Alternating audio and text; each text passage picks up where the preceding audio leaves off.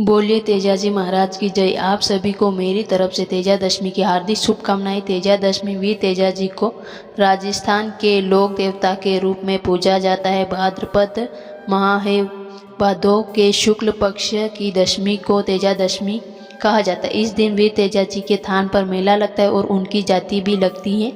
सांप के काटने से रक्षा के लिए तेजादशमी के नाम का धागा बांधा जाता है। इससे व्यक्ति के प्राणों का संकट नहीं होता है।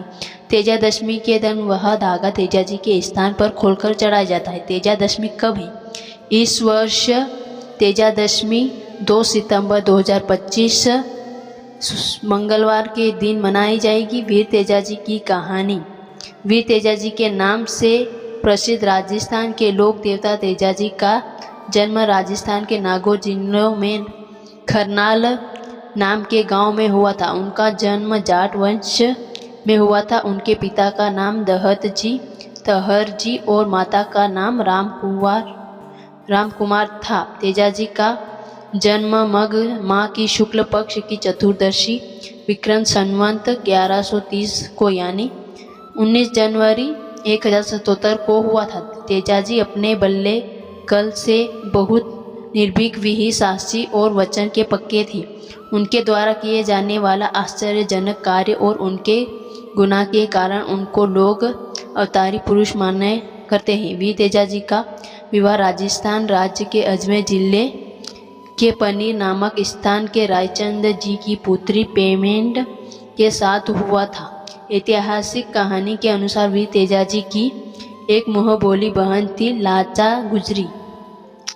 एक बार जब वह अपनी मुँहबोली बहन लाचा गुजरी से मिलने गए तो उन्हें ज्ञात हुआ कि उसकी गायों को मेयर के लोग चुरा कर ले गए और अपनी बहन की सहायता करने के लिए और उनके गायों को वापस लाने के लिए वीर तेजाजी अपने घोड़े पर सवार होकर मेरे के लोगों के पीछे गए। मार्ग में बासक नाम के एक सर्प ने उनका रास्ता रोक लिया। वह नाग तेजाजी को काटना चाहता था। वीर तेजाजी ने उसे सर को मार के हट के लिया कहा, परंतु वह नहीं माना। उसको मार्ग से हटने के लिए वीर तेजाजी ने उसे वचन दिया कि सर्प देवता, मैं अभी अपनी बहन की गायों को छुड़ाने के लिए जा रहा हूँ। जब मैं उन गायों को मुक्त करा लाऊं तब मैं स्वयं तुम्हारे पास आऊँगा। तब तुम मुझे डस लेना, किंतु तुम मुझे अभी जाने दो। तेजाजी द्वारा दिए गए उसे वचन को मानकर उसे नाग देवता ने उनका मार्ग छोड़ दिया।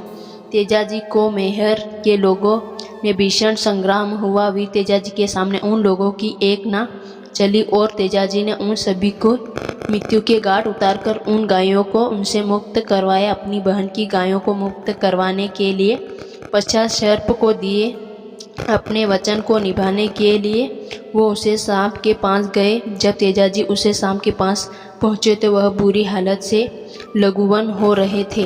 उनके शरीर पर जगह जगह घाव हो रखे थे जिस रक्त बह रहा था।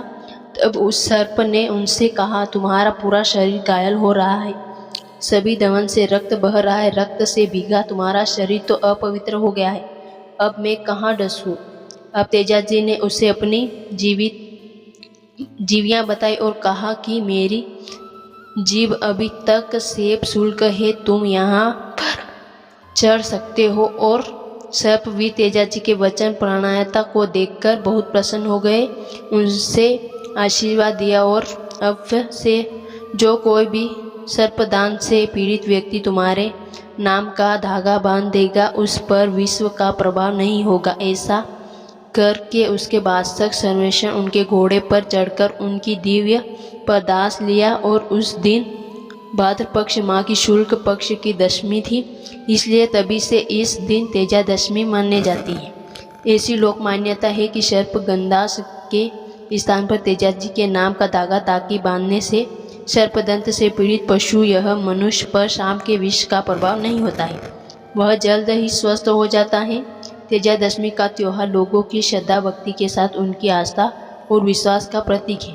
तेजादशमी से एक दिन पहले नवमी को पूरी रात जागरण का आयोजन किया जाता है। वीर तेजाजी के थान एवं मंदिरों पर मेले लगते हैं। बड़ी संख्या में श्रद्धालु तेजाजी के मंदिर पर जाते हैं, वहाँ पर पीड़ितों का धागा खोला जाता है। तेजाजी की प्रसिद्ध और भंडारा होता है। बोलिए तेजाजी महाराज की जय। कमेंट बॉक्स में जय तेजाजी ज़रूर लिखें और वीडियो अच्छा लगा हो तो लाइक करके कमेंट ज़रूर करना।